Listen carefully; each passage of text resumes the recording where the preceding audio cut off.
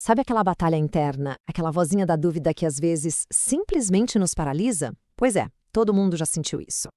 Hoje a gente vai fundo para entender o que está por trás dessa luta e o mais importante, vamos descobrir umas ferramentas bem práticas para construir uma confiança que é sólida, de verdade, que vem de dentro para fora. Imagina só a cena. Tá rolando uma reunião super importante no trabalho. A pessoa se preparou, tem ideias ótimas na ponta da língua, só que aí, na hora de abrir a boca, essa frase ecoa na cabeça. O coração acelera e o silêncio parece a opção mais segura. E com isso, ideias incríveis acabam ficando guardadas. Se esse tipo de situação soa familiar, pode ter certeza que não é um sentimento isolado. Essa é a famosa voz da síndrome do impostor, aquele crítico interno que adora sussurrar dúvidas e deixar os medos gigantes. É um sentimento que, acredite, muita gente enfrenta e que acaba impedindo de alcançar o verdadeiro potencial. Ok, vamos entender como isso funciona. O que acontece é um verdadeiro ciclo vicioso. Pensa no nó que, quanto mais a gente tenta desatar, mais apertado ele fica. A baixa autoestima é o terreno perfeito para a ansiedade crescer. E aí, a própria sensação da ansiedade parece um carimbo, confirmando todas aquelas crenças ruins que a pessoa tem sobre si mesma. Bom, para começar a desatar esse nó, o primeiro passo é ter clareza. Muitas vezes a gente acaba confundindo dois conceitos que são chave: autoestima e autoconfiança. Entender a diferença entre os dois é de verdade o ponto de virada para construir uma base forte para o crescimento. Agora, olha que interessante essa distinção. Autoestima tem a ver com o nosso senso de valor próprio. É sobre se sentir uma pessoa digna de amor e respeito, simplesmente por existir, sabe? Não depende de performance. Já a autoconfiança está ligada à ação. É a crença na capacidade de fazer uma tarefa específica. Resumindo, uma sobre ser, a outra sobre fazer.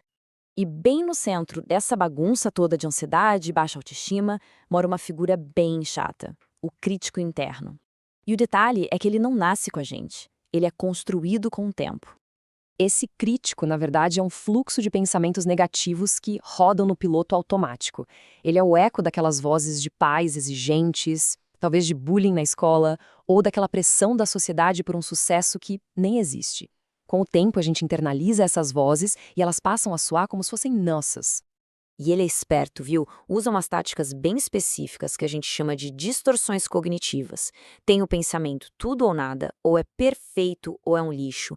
A catastrofização, que pega um errinho e transforma numa tragédia. O filtro mental, que foca só no detalhe negativo e ignora todo o resto que foi bom. E a leitura mental, aquela certeza de que todo mundo está nos julgando mal. Beleza, reconhecer o problema já é meio caminho andado, mas agora vamos para ação, porque só saber disso não muda nada. A transformação de verdade acontece quando a gente usa ferramentas práticas e age de forma consistente.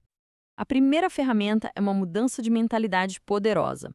Em vez de brigar com um crítico interno usando mais crítica, a resposta, por incrível que pareça, é a autocompaixão. E olha, autocompaixão não é ter pena de si, é a habilidade de ser gentil e compreensivo com a gente, principalmente quando as coisas dão errado. É se dar aquele apoio, em vez de ficar se julgando. Pensa assim: o que seria dito a um amigo querido que estivesse passando pela mesma situação? A ideia é usar essas mesmas palavras consigo.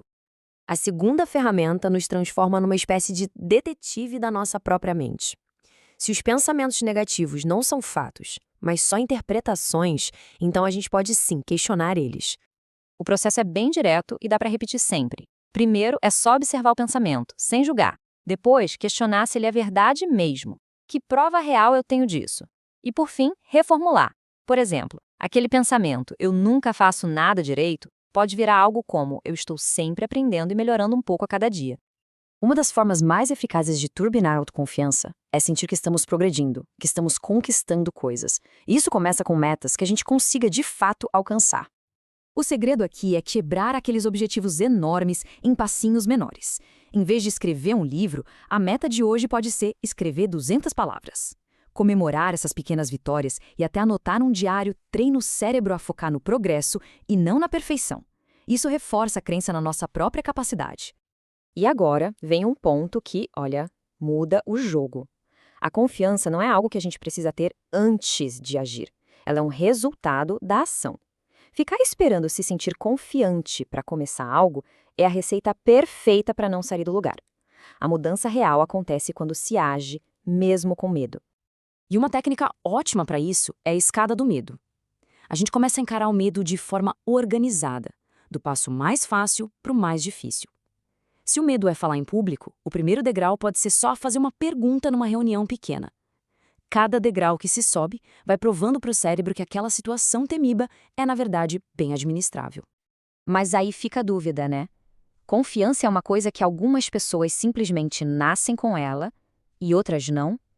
Ou será que é algo que pode ser aprendido e treinado como qualquer outra habilidade?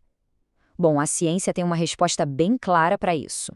Olha só que estudo fascinante. Pegaram estudantes de enfermagem e usaram uma simulação onde o líder da equipe de emergência ficava com os olhos vendados. A ideia era forçar essa pessoa a confiar menos na visão e mais em outras coisas, como comunicação e raciocínio rápido, para ver se isso melhorava a confiança de todo mundo. E este slide mostra os resultados de uma forma brilhante. Os dados mostram a pontuação dos participantes num teste antes e depois da simulação. A diferença é gritante. A pontuação do depois está muito mais alta, mostrando que houve um ganho real de conhecimento. E para ser mais exato, 80%. 80% dos participantes mostraram um aumento no conhecimento depois do treinamento. Isso é um impacto direto da prática focada. A conclusão do estudo foi que os estudantes não só aumentaram o conhecimento, como também a autoconfiança, e de forma significativa.